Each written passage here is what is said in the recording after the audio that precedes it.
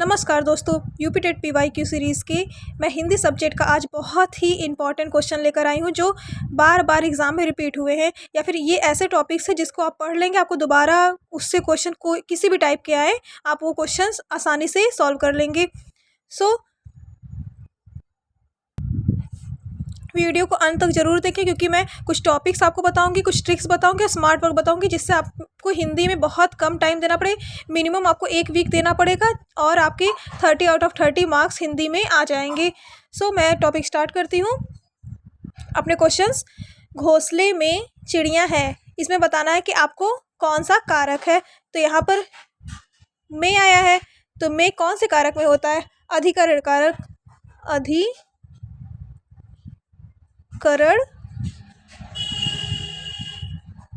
कारक। इसका चिन्ह क्या होता है? में पर। ठीक है, इसका मतलब हमें कारक टॉपिक को जरूर पढ़ना है। कनुप्रिया के रचनाकार कौन है? तो कनुप्रिया के रचनाकार कौन है? धर्मवीर भारती। इसका मतलब हमें कवियों के बारे में पढ़ना है और उनकी रचनाओं के बारे में। इसका मतलब ये नहीं कि हम सारे कवि और रचनाओं को पढ़ना शुरू कर दें। बहुत ही चुने हुए कवि हैं और उनकी रचनाएं बार बार रिपीट होती है, तो बस हमें उतना ही पढ़ना है, बहुत ज़्यादा पढ़ने की ज़रूरत नहीं है। प्लुत स्वर कौन सा होता है? तो ये देखिए, इसमें बहुत ही कन्फ्यूज़न होता है, इसीलिए मैं यहाँ पे ऑप्शन भी दे दी हूँ। आप खुद से एक सेकेंड के लिए सोचिए कि इसमें से प्लुत स्वर कौन सा है, किस तरीके से प्लुत स्वर को लिखा जा सकता है। आप वीडियो को पॉज करिए और 1 सेकेंड के लिए सोचिए। बिल्कुल करेक्ट, ओम। इस तरीके से अगर स्वर लिखा जाए, प्लुत स्वर लिखा जाएगा तो वो करेक्ट है। बाकी जितने भी यहाँ पे 3 ऑप्शन है वो सारे रॉन्ग है। तो इसका मतलब हमें स्वर के बारे में पढ़ना है। स्वर तो हमें पता है, जो आसानी से जिसकी टुकड़े ना की जाए, जो स्वतंत्र होता है। 3 टाइप के स्वर होते हैं, कौन कौन से होते हैं? दीर्घ, ह्रस्व और प्लुत स्वर। तो इस तरीके से हमें स्वर के बारे में पढ़ना है। राम आम खाता है, इसमें बताना है कौन सा ये वाच्य है।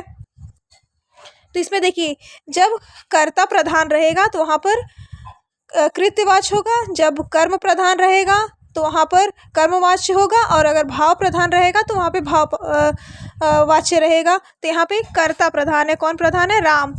तो यहाँ पे क्या हो जाएगा? कर्तवाच्य। ठीक है, तो इसका मतलब हमें वाच्य पढ़ना है। 3 टाइप के वाच्य होते हैं, उन तीनों को पढ़ना है।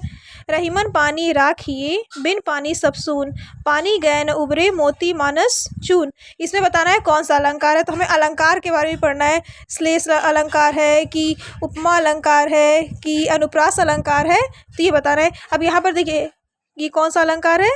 श्लेष। जहाँ पर शब्द रिपीट हो लेकिन उसका अर्थ जो होता है वो अलग अलग होता है। जैसे यहाँ पानी पानी दिया है लेकिन इसका अर्थ यहाँ पर अलग है।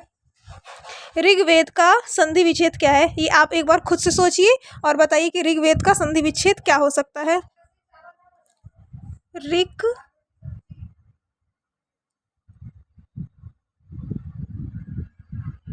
ये आधा है का, Rig plus Veda equal to Rig वेद।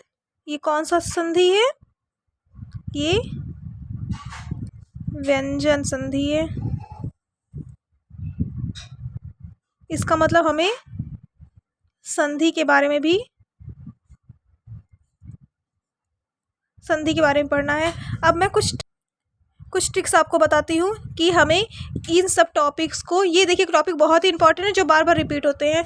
इसके अलावा भी और भी हैं जो हम आसानी से कर सकते हैं, लेकिन ये इंपॉर्टेंट है जिससे हर बार क्वेश्चन आए हुए हैं और हमें इसको 100% करेक्ट ही करना है। तो हमें ये सब टॉपिक्स को छोटे छोटे की पॉइंट्स में हमें इसके नोट्स बनाने हैं अपने लैंग्वेज में। अगर हम लोग नोट्स बनाते हैं तो हमारे टॉपिक्स और भी क्लियर हो जाएंगे। और जैसे मैं आपको क्वेश्चन सॉल्व कराने के बाद टॉपिक्स बताती हूँ, ऐसे आपको खुद से टॉपिक को खुद से चूज़ करना है कौन से टॉपिक्स खुद से आते हैं और उसे रिपीट मोड पे दिया जाता है और हमें वही करना है। तो ये आपका ट्रिक हो गया कि इस तरीके से आपको करना। और स्मार्ट वर्क क्या करना है कि आपको सबसे पहले सारे PYQs करने, PYQs से हमें उसका एनालिसिस करना है। फिर हमारे मार्क्स कितने बन रहे हैं, मार्क्स हमारे कट कहाँ रहे हैं, फिर उस मार्क्स को कैसे हमें इंक्रीज़ करना है, ये सारी चीज़ें हमें खुद से देखना है। तो ये रहा हमारा आज का पूरा लेक्चर। इफ़ आपको किसी भी टाइप का कोई भी प्रॉब्लम हो रहा है तो आप कमेंट बॉक्स में मुझे मैसेज करिए, मैं ज़रूर उसको नेक्स्ट वीडियो में आपको बताऊंगी क्या प्रॉब्लम है, कहाँ पर क्या चीज़ है और क्या किया जा सकता है जिससे आपके 120+ मार्क्स आए यूपी टेट में। सो मेरे चैनल को ज़रूर सब्सक्राइब करिए। Thank you so much for watching the video bright minds with K C. Thank you.